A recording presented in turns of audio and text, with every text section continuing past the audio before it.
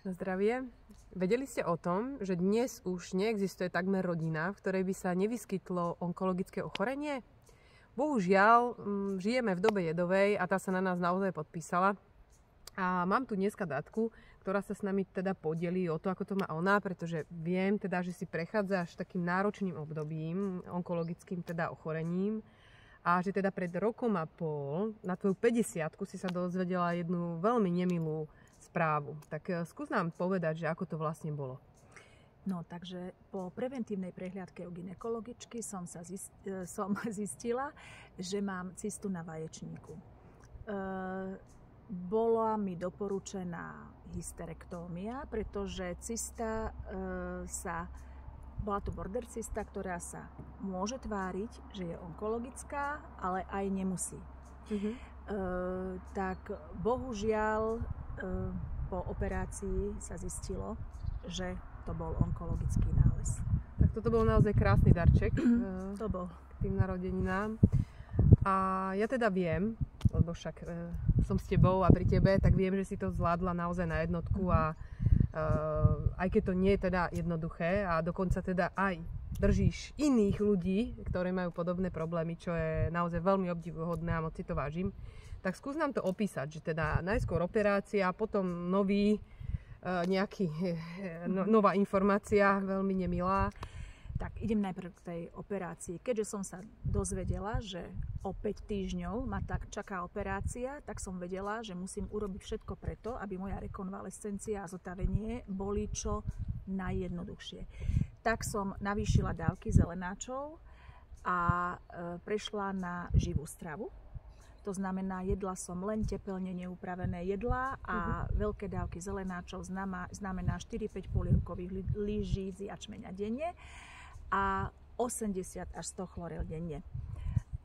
Po operácii bola rekonvalescencia veľmi dobrá, nemôžem povedať, že úžasná, lebo každá jedna z nás, ktorá náhodou podstúpila takúto operáciu ako ja, alebo máte niekoho príbuzného možno v rodine, tak viete, že tento zásah do brušnej dutiny je veľmi komplikovaný, náročný, takže zaplať Pán Boh, že som mala zelenáčiky.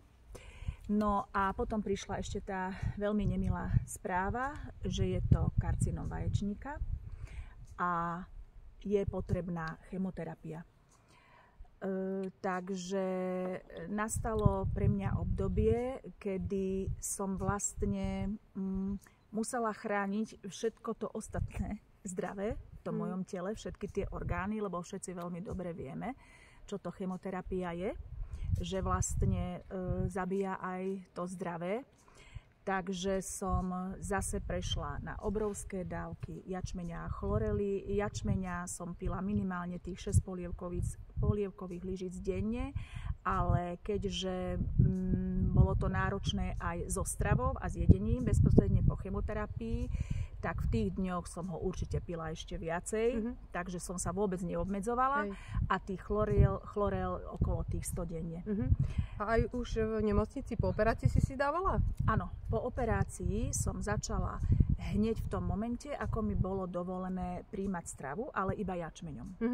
Pretože pokiaľ je to operácia v dutine brušnej, kde sa pracovalo nejak pri operácii aj s črevami, tak sa nemôže hneď jesť vláknina, takže chlorelku až neskôr, približne tak o týždeň, myslím o 2 som to pridala. A teda počas chemoterapie pred a po si vlastne jedla stále.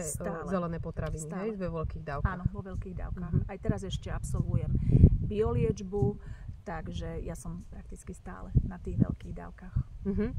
A moja otázka, viem, že ti veľmi rýchlo narastli vlasy. Áno.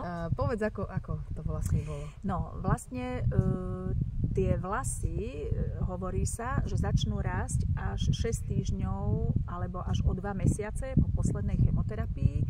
Mne vlastne začali rásť už o 3 týždne, pretože vlastne tie antioxidanty, ktoré sú v jačmeni a chlorele, vlastne prestali už, by som ako to povedala, až tak chrániť to telo pred tou chémiou. Nebolo to asi až tak potrebné a tie benefity potom okamžite išli do vlasov aj do pokožky, môžem povedať.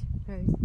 Tak to je úplne fantastické. Tak ja sa moc s tebou teším a ďakujem, že si sa s nami podielala o tvoju skúsenosť, tak verím, že vám niekomu môže byť príkladom, prípadne niekomu známemu, tak verím, že podobný problém nepotrebujete riešiť ani v živote, nikdy nebudete potrebovať. Áno, to by bolo najideálnejšie. Tak ďakujem krásne a ešte ti želám teda veľa zdravia. Ahojte. Ahojte.